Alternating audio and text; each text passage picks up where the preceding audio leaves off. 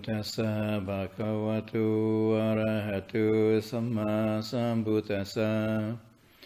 Namo tassa bhagavato arahato samma sambuddhassa.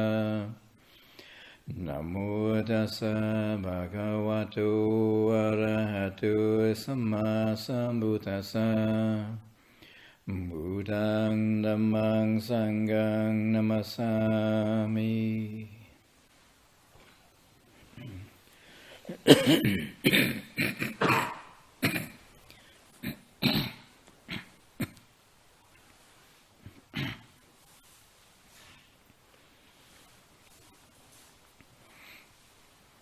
So today is a little bit of a special day today. At least for the Sangha anyway, because it's our official day to enter the so-called rains retreat, Vavasa. I must admit it seems a bit funny to say that here in Australia, in the drought, but as if the rain will come tomorrow. But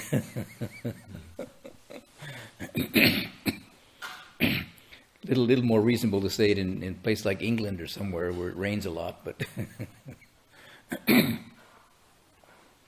but we're following the kind of standards set up by the Buddha 2,500 years ago, and for those of you who know, in South Asia this time of year it's the monsoon season. That's what we mean by the rains. The monsoon begins, well, it's already begun probably, but 4 months of the monsoon season.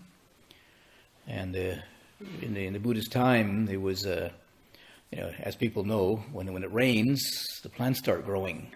It's like springtime. So, and because of the emphasis on harmlessness, the monks were criticized when they walked around and traveled around that they were destroying the plant life. So the Buddha said, okay, I get the message. So he designated for the monks to spend 3 months of the 4 months in some kind of residence, stay in residence and not wander around. Yeah, originally the Buddha followed the wandering tradition. The monks had no permanent abodes. They just wandered around and lived in quiet places, seeking solitude for their meditation practice. A bit more difficult when the rains came, but so it kind of was, in one sense it was having to conform to the cultural standards, and also a bit more practical too. That for some people it's easier to meditate when you're dry than when you're soaking wet. Although, of course, in Asia, and especially in Thailand, it's not even cold. When it rains, it's nice and cool. You kind of think, oh, it'd be nice to be wet and cool for a change, because it comes right after the hot season. And so, but here in Australia, it's the winter time. Not quite the same. But the whole point of the keeping the retreat was, I think the commentaries say it's a time to devote to what's called Samana Dhamma, the Dhamma of the Samana, which means the teachings, the tradition, the form of the wandering mendicant, which means practically, very simply, to spend more time developing formal meditation practices, or in some monasteries they're more inclined towards study, so they set up a formal schedule of teachings, teaching about the Buddha's main principal teachings. In the course, the forest monasteries emphasize more meditation, the practice of the Buddha's teachings to realize it for yourself, not just to read the books about it. So this also implies that we know already something about the Buddha's teachings and can practice it properly.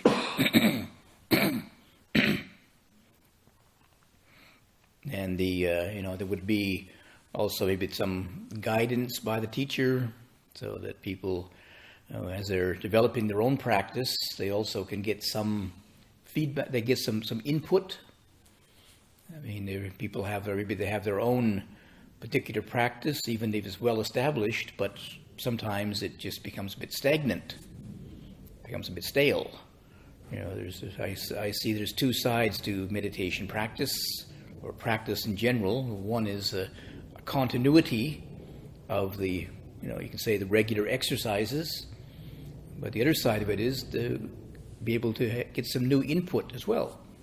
Get some new themes to contemplate, to be able to see things in a different direction. And in a way, you can say, if meditation is developing very effectively, if you like, then you should be able to experience different states of mind. You should be able to perhaps have some insights. When the conceptual mind calms down, you see things in a different way, hopefully more clearly. Sometimes, however, maybe when the mind calms down, maybe there are some surprising things arise. Some of the stuff we haven't been looking at, we've been even repressing perhaps, begins to surface. And then it's really helpful to have either a lot of knowledge yourself or somebody, an experienced teacher available to us that can give us some perspective on it, how to work with it.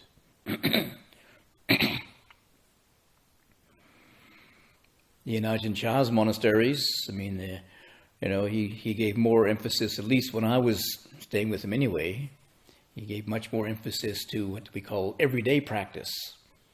So even though we formally took the retreat, we determined the 3 months of the retreat time, but during that time, he started off with a period of, I think about a month or so of formal meditation. Everybody had to go to the meditation hall and practice together. There was no work projects. But after the first month, then he changed the schedule, as usual. He was a master of kind of keeping on your toes. Just as you were getting kind of settled in and habituated to the meditation schedule, you change it. And there's a certain benefit to having the continuity, the regular continuity, but by human nature, it can also become just a mindless habit. We just go through the external motions. It's maybe the beginning of a retreat. It's kind of, maybe I don't know if you say it's exciting, but interesting to have a new schedule. See what happens. But after a couple of days, maybe a couple of hours, maybe a couple of weeks, it becomes routine. And when I realized one of the kind of characteristics of human nature is to habituate everything, turn everything into a habit. So we go through the motions, but, what's your mind doing? Is your mind still alert, awake, clear? Or are we just going through the external motions of sitting there, trying to look like a Buddha? And then maybe it takes sometimes a little bit of a shift in the external situation. The change in the external situation, and we have to, what's happening here? At least question what's going on. And maybe then you might notice how the mind has been a little bit habituated into its routine. Some people, they quite like retreats because they like the order. Huh? They like the routine. Everything's very orderly and on time, and they can just look at their. Maybe don't even have to look at their clock. They just listen to the bell. Ding dong. Okay, sit. Ding dong. Walk. Ding dong. Eat. Ding.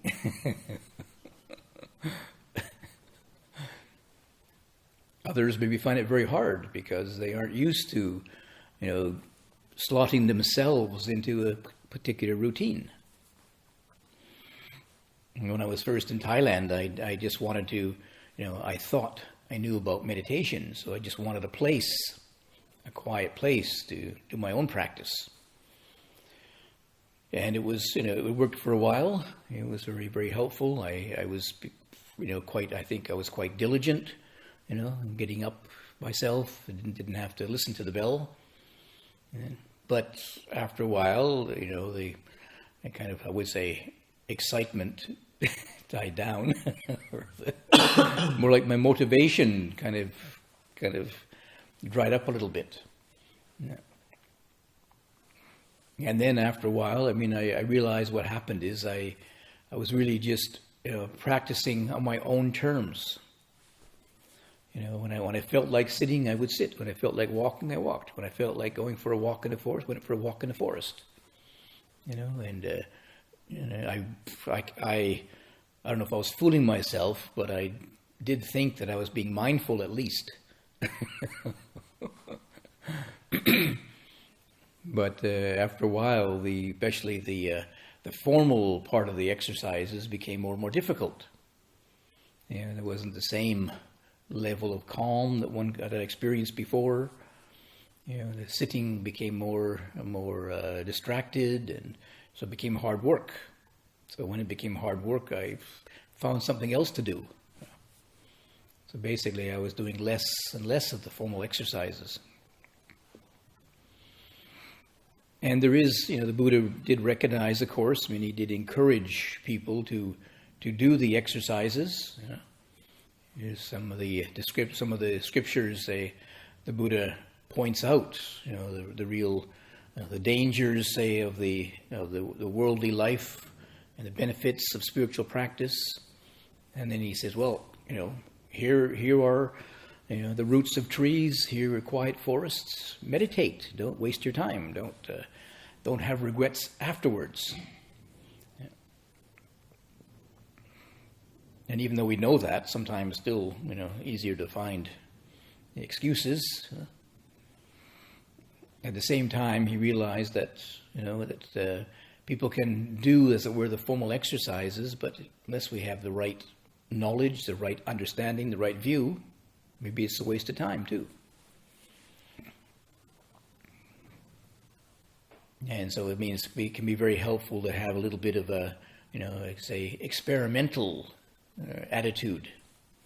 Now is a time that, in this monastery, there's a time for more formal exercises. So we just, see what happens. See what this does to my mind. Do I like it? Do I resist it? Is it useful to do that? Generally speaking, it's helpful to do the formal exercises in general, but sometimes maybe our mind isn't in the right space. Maybe it's we are too restless or something or other, and it's really hard work. Maybe it's an opportunity then to investigate what's behind that. What's the causes of that? Why is there this restlessness? Is it resistance? I don't like people telling me what to do. Or maybe there is a background issue that just keeps churning up our minds that we really don't want to look at. All we can see is the effect of that, of the restlessness of mind, and but here's an opportunity now to, what's going on here? What's happening anyway? Everybody else is sitting and walking. Why am I so restless? And sometimes the first experience we have, the first, if you like, difficulty we have, is not the real issue. I remember there was one when I was in a monastery in Canada, and this one woman was, she read my book about the hindrances, and she said it was very, very helpful because, she went through the hindrances, and she thought her hindrance was restlessness. So she read up about restlessness, read all the details about it, but it still persisted, went on and on and on. Tried all the techniques, all the tricks, just didn't work. And then she remembered, I think, at the beginning part of the book, I said something like, you have to look very, very carefully at these so-called hindrances, because maybe the one that you think it is isn't really the issue. You look at it, investigate it, check it out. So she went back to that, looked at it, and suddenly she had this realization that it wasn't restlessness, it was anger. She had anger, but she just refused to see it. It was so painful to recognize. She's been living in a monastery now for, 5 months or something, and she still had anger. Restlessness, that's not too bad, huh? That's not too, it's not too spiritually incorrect, huh? You get read, but anger, my goodness, with all these friendly people, every morning chanting Metta Sutta. Huh? Not every morning. Not every morning, okay. Oh, that was a problem. That's why she had anger then.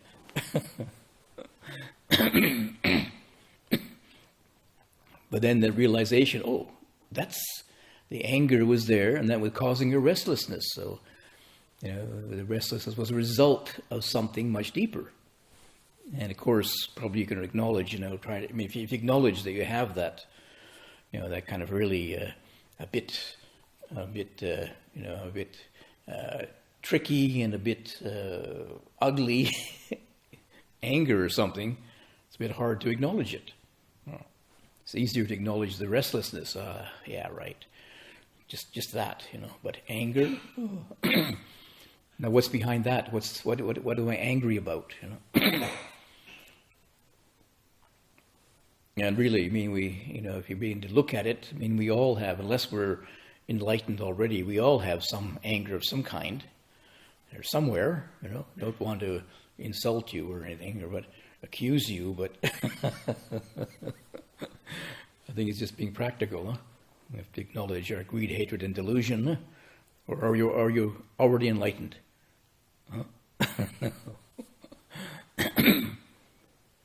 But sometimes it doesn't, it's so either deeply ingrained or it's so hidden under all the other stuff, it's hard to acknowledge it.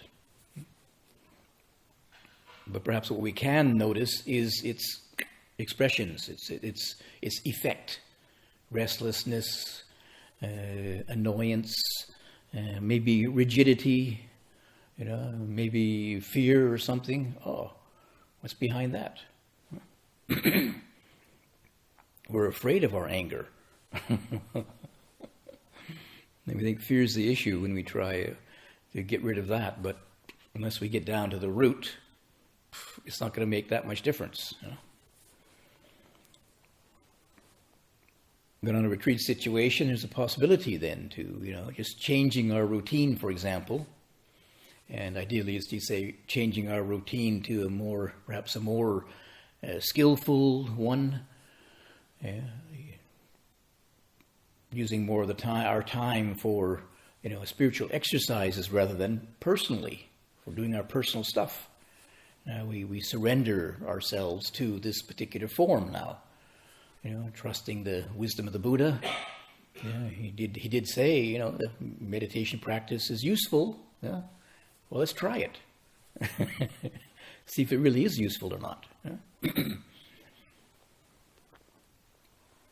And to use it in a way, of course, which is a bit more, not just going through the motions blindly, but using this opportunity to contemplate what's going on here. Doing the formal exercises, does the mind really calm down?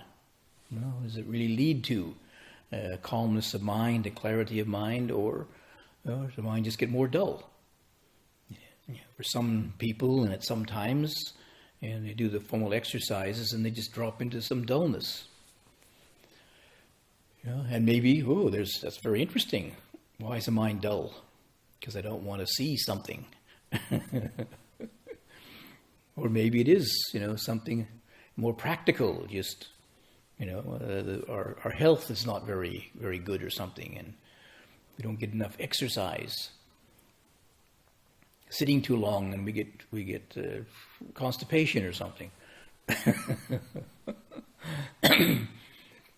When I was in Thailand in the early years, I didn't know much about, the subtleties of meditation. I just did lots of sitting, and after about 4 or 5 months, I got a terrible backache. And I didn't know what it was. But fortunately, my Thai friend said, "Oh, you probably have kidney trouble." So when you're sitting there so long, especially your lower back tensed up, it puts pressure on it puts tension on your kidneys, and your kidneys are not functioning very well now, and you get a backache. Never even thought of that. I thought I was Superman. Could do anything. We're just sitting there. That doesn't take a lot of exercise just to sit there. I mean, gosh. So he gave me this cure for it, which he gave me this paper in English actually, and was explained, how to deal with kidney difficulties, and it was said it was the kidney cure, but I call it the kidney water torture, because basically just drinking lots of water. First thing in the morning, wake up and drink 5 glasses of water. And one of the side effects, I didn't notice it. I mean, I noticed it immediately. One of the side effects is suddenly you're wide awake.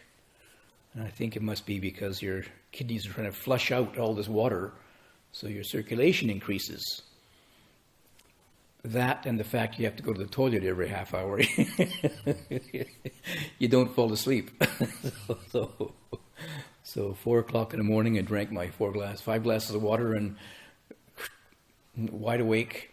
I didn't have any sleepiness problems early in the morning. It was a bit of a problem going on alms round as a monk, though. You got to make sure you're near the forest.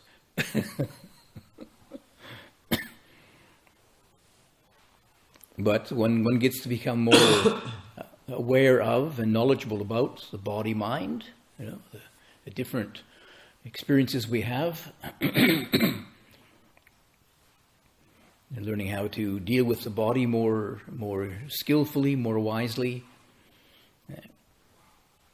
When normally what we do is, when there is some kind of discomfort in the body, we just move or do something. But now we sit. So now what to do? No escape. And even if your mind is very restless or not in a very, say, very happy state, but now's the time to sit with it. So what do you do about it? You just indulge in your grumpy mood, or try and work with it in a more skillful way. What's behind this particular, you can say, negative or unskillful mood of mind? Is there a way to see through it? A way to work with it? A way to either at least acknowledge it and learn about the cause and effect processes that perhaps triggered it off or stimulate it? And maybe there is a possibility to work through it.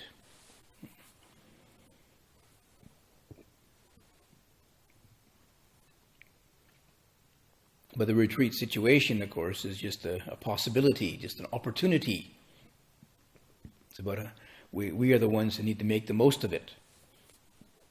It's not going to do anything for us unless we bring some clarity of mind, some wisdom to it.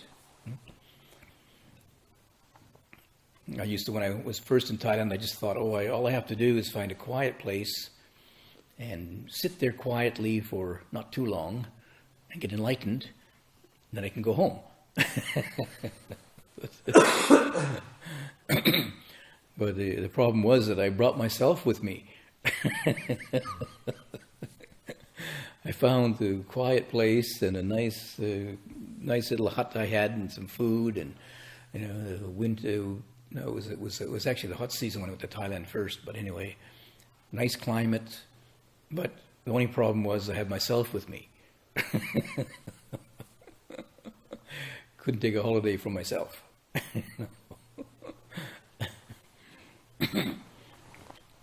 And gradually, by having that opportunity, though, just to be able to, you can say, like, in a way, no escape. Yeah. I mean, I did have a possibility of an escape. I could have just, continued traveling, but I realized I'm running away again. But just to stay there and keep observing, keep recognizing, keep getting to know my own mind. You could say befriend my own mind. It's going to be a lesson which would be useful anywhere in life, anywhere I went, any time in life. If you know yourself, the better you know yourself, the better you can look after yourself, rather than just be the victim of your own moods. So anyway, it was in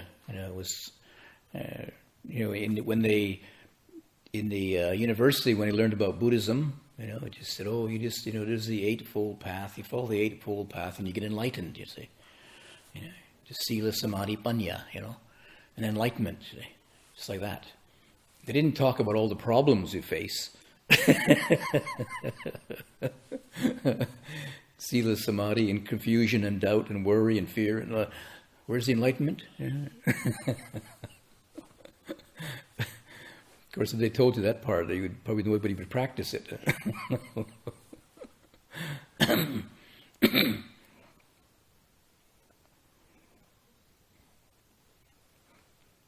But the point is that the Buddha recognized the value of setting up this particular form. The form of the exercises, the form of the particular form the retreat takes, in the monastery and with support of the community. You would realize it was a very useful undertaking, but we have to bring our own, reflection to it as well.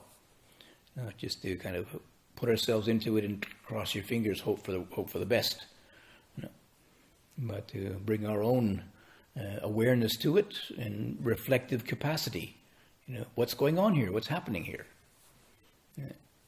What state of mind is being generated at this moment here? And is this direct product of sitting in this place here, or am I making it? Is it due to my past kamma vipaka?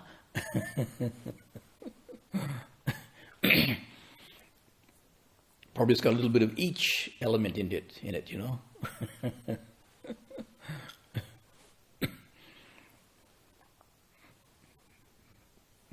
Ajahn Chah's monasteries, besides the rainy season retreat, he never organized retreats.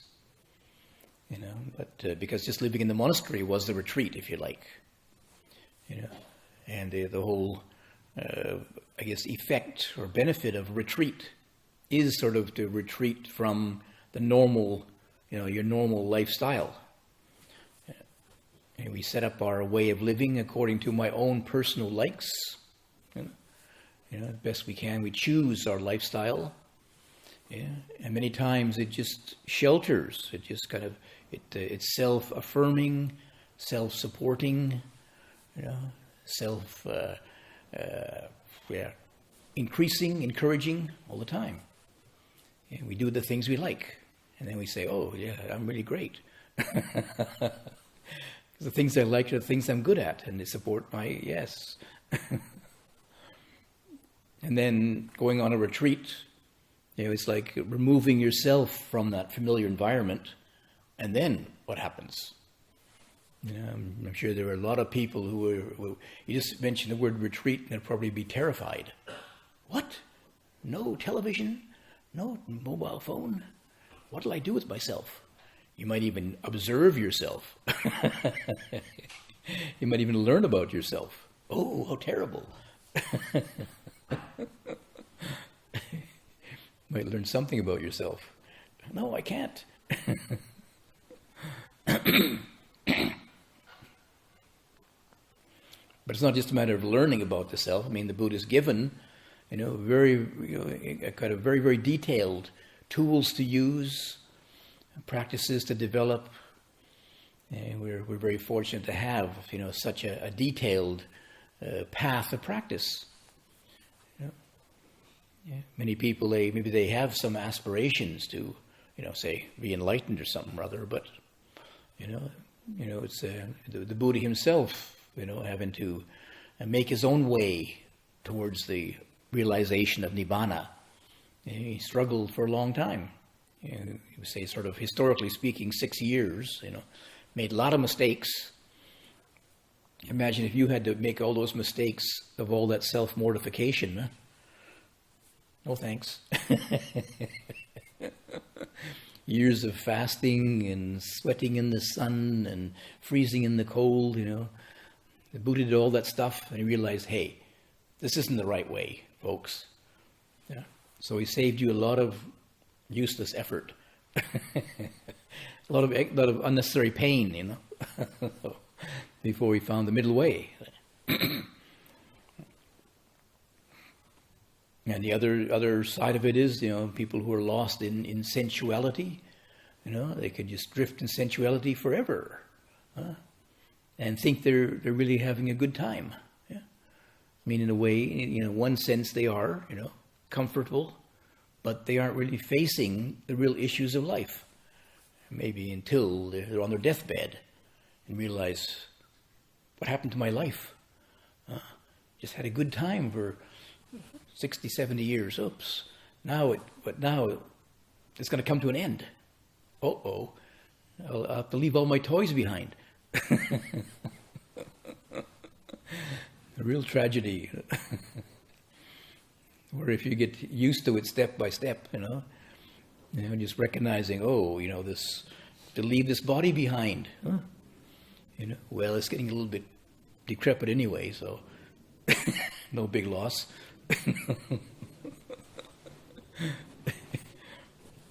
But probably if, the last minute I will still be saying, save me, even though this body's decrepit, what else have I got to do?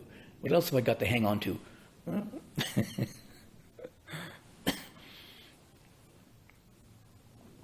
Even a decrepit body's better than no body, huh? Maybe.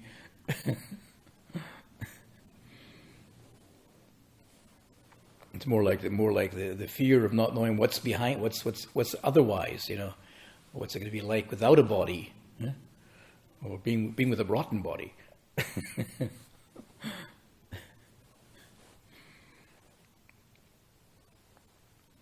But of course, the retreat can take many different forms as well. I mean, as I mentioned, Ajahn Chah, he emphasized mostly the everyday practice. So, we could say, every day should be retreat. Huh? What are you retreating from? Huh? Or it should be not retreat, but it's what's the opposite of retreat? Gao na. Going ahead. Progressing, not retreating.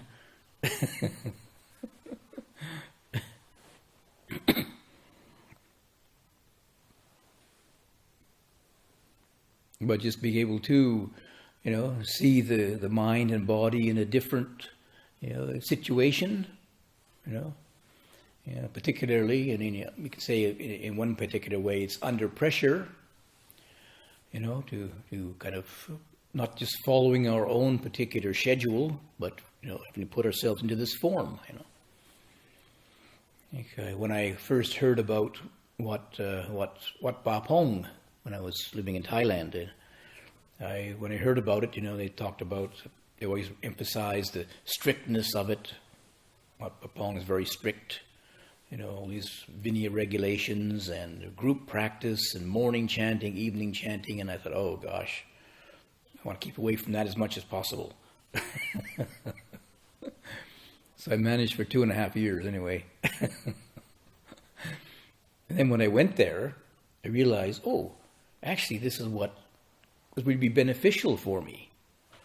Like I said, I was practicing on my own terms by then, became, just following my own whims about practice. And then going to Wat Buddha Dhamma is like, now you just have to fit this form here. If the bell rings at 3 o'clock in the morning, just like boot camp, I guess. I never was a soldier, so I don't know, but probably like boot camp or something, Then I realized, oh, that's very interesting, That's very helpful for me, actually, because rather than following my own moods, now I got to, they take second place. Rather than being primary place, my mood is so important. I have to let it go and follow the schedule. And in a way, it was so peaceful. Rather than thinking myself, oh, should I sit? Should I walk? Should I have a cup of coffee? Should I have a shower? Should I? It gave me a headache. What should I do? Thinking about yourself can be so depressing. I have so many choices. And then ding, ding, the bell rings. Oh, right, yeah. Just do that. And then being able to just fit into that. I mean, it wasn't easy in the beginning because it did take some another aspect of myself, the disciplined one, Then it was kind of fed by a little bit of what would you call it, guilt maybe or something. If I didn't turn up for morning chanting, somebody would ask me about it. Where were you? Oh, you were sleeping in, were you? Oh, no.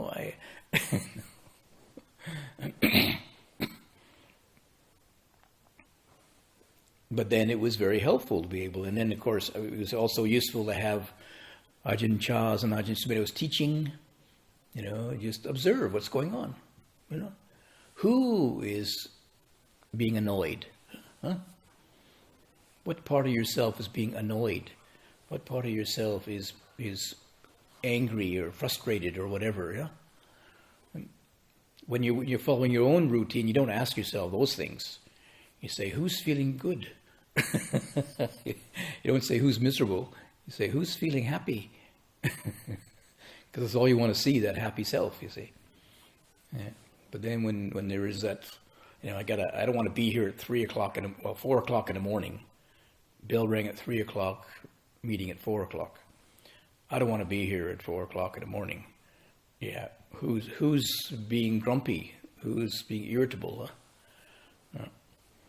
Well, it must be me, I guess. Maybe it's contagious. Everybody else has it too. I'm just catching it.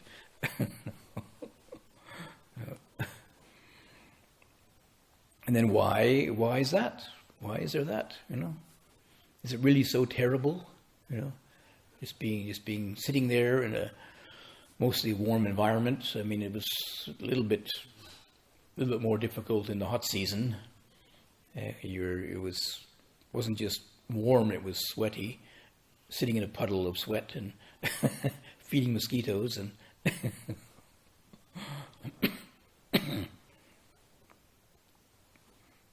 But also one learns to, it's surprising how easily the body can adjust and adapt. Especially in northeast Thailand too, where Wat Papong is a poor part of Thailand, you see. So, the food is quite simple in the early days.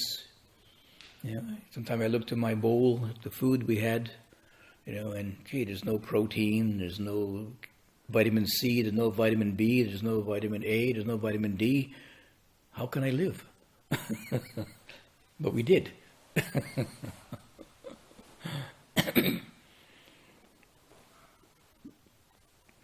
And just being able to use that form, as it were, it's like putting a kind of template on our self, if you like.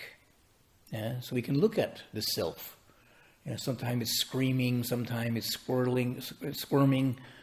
Sometimes it's, okay, that's the way it goes.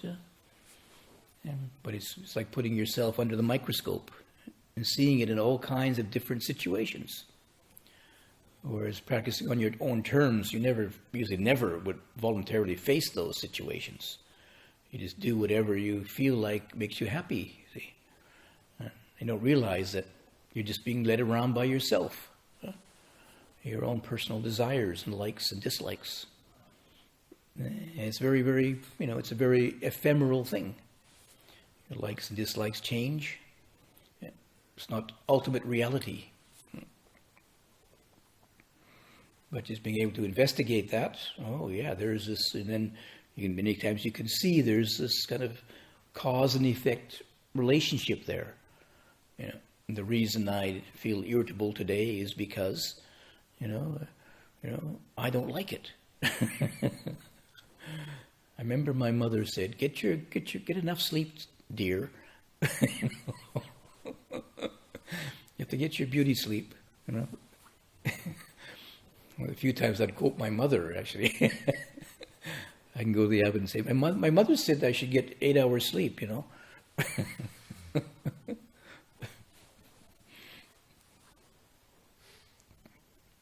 Whereas in the scriptures, the Buddha says you just need 4 hours sleep, Try that one. Of course, he did have very good samadhi, so it did help. He could rest his mind in concentration rather than need to lie down and turn off his brain. Could rest it in concentration.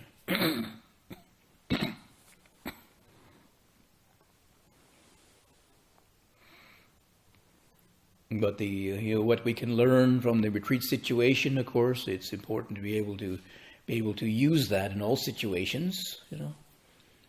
Being able to, for example, experience in a retreat situation where there's less talking going on, for example, and maybe you can touch into, more quieter states of mind, more peaceful states of mind. And if we're just following our own habits, our own chattering mind around, and then when you experience that calmness of mind, it is possible. Try and nurture that, try and cultivate that.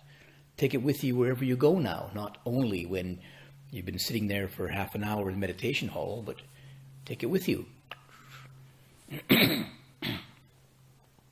Those insights one has, just noticing the thoughts arising and passing away, even, profound enlightened thoughts, they're gone. They're just passing thoughts. You don't need to hang on to them. Don't consider them so precious. Just a thought. Thought arises and passes away, arises and passes away. Recognize that when we get caught in some mood sometime. Just a mood. Just a passing state of mind. It's not an ultimate reality you've got to fight with and solve and resolve and put on your Facebook account, Just a passing mood. Here today, gone tomorrow. Then you have that insight maybe, in a formal situation, but then be able to try and take it with you wherever you go. Yes, there's that mood arising when you engage with activities outside the meditation hall. Just a thought, just a mood, just a memory, rises and passes away. Don't make a big deal of it.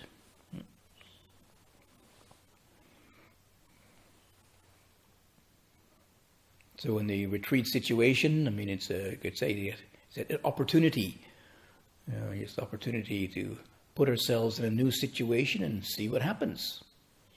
And of course, the wisdom of the Buddha is such that the Buddha encourages us to cultivate the formal exercises more, and they do have some effect. And especially, if we use them in the right way, of course. I say we don't just rely upon them, but we bring a presence of mind to it, a reflective mind to it. What's really happening? Is this exercise is really helping the mind calm down? If the mind's more restless, what's behind that? Is it really due to the exercise, or is it something else? Unpleasant memories surfacing,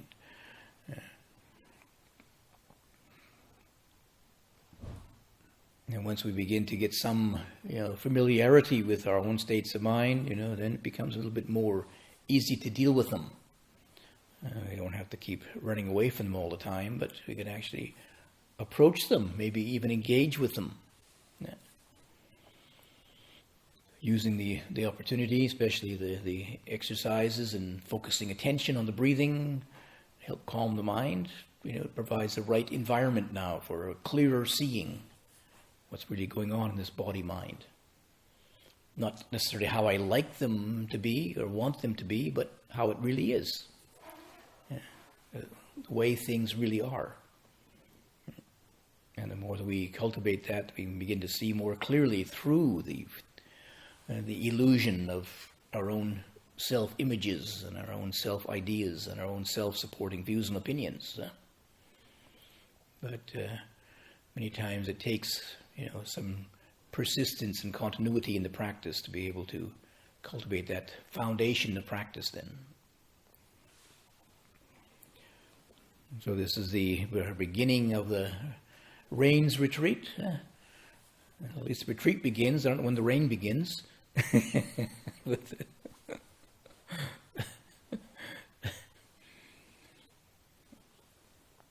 And then trying to follow the routine, the schedule as best as possible.